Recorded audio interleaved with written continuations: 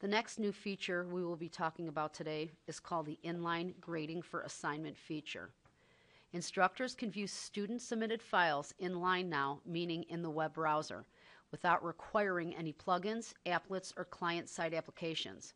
Additionally, annotation tools are available as part of the Inline viewer, enabling instructors to provide feedback, comments, highlights, and even drawings and annotations directly on the inline view of the document.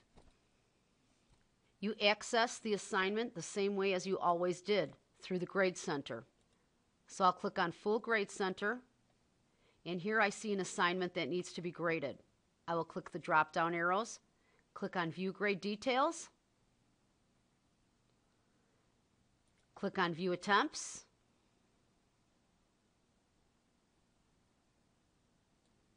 and here is the new look for the Inline Grading for Assignments. You can view, you can comment, and grade student-submitted files without ever leaving this page.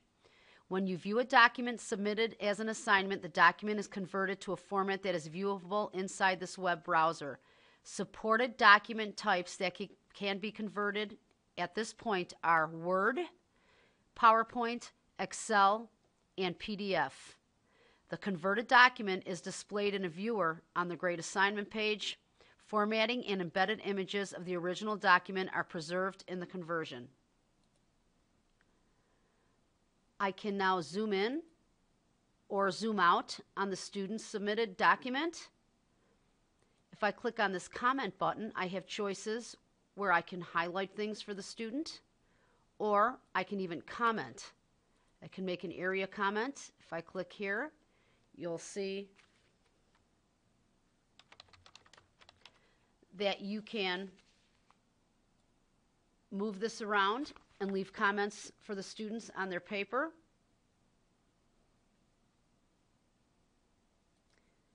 I can leave a text comment.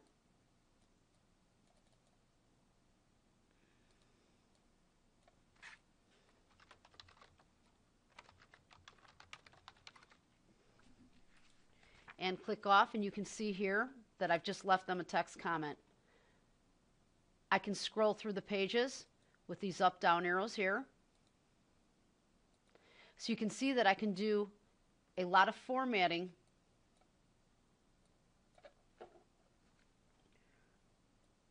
right here in the window in front of me. I also see a lot of information over here, the name of the assignment, the due date, class statistics. I can put the grade in right here and give the student their grade. I can put feedback in right here and add notes, private notes to myself as the instructor. I can save it as a draft, or I can submit right here. So once I'm done correcting the student's paper with all of their little notes and annotations and their the grade, I can click on Submit. And this goes directly back into the Grade Center. If I click on Return to Grade Center, you can see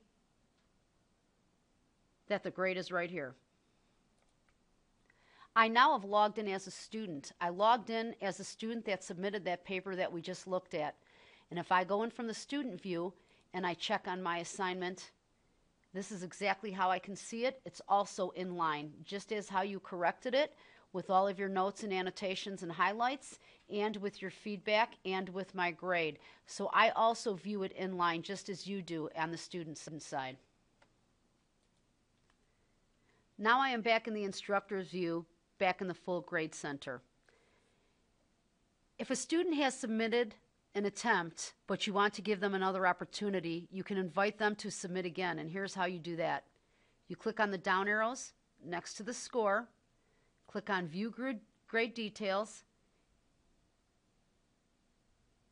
and you can allow additional attempts right here. Create a new attempt for this user, click on Yes. What that does is that allows an additional attempt for a student who has already submitted a paper. You can continue to offer opportunities to resubmit attempts each time the student reaches the maximum number. You do not have to grade previous attempts to allow a student to submit again. Alternately, You can also click Ignore Attempt in the grade calculations and not count it against the maximum number of attempts that the student has already had. If you have allowed multiple attempts for an assignment and a student has submitted all attempts, they appear in the Grade Cell's contextual menu. I'll now return to the Grade Center menu. And if I click next to the grade that I have given the student for the attempt, the multiple attempts will show up right here, and you'll be able to see how many attempts the student had and what the grades are for those attempts. This concludes the tutorial for the Inline Grading for Assignment tool.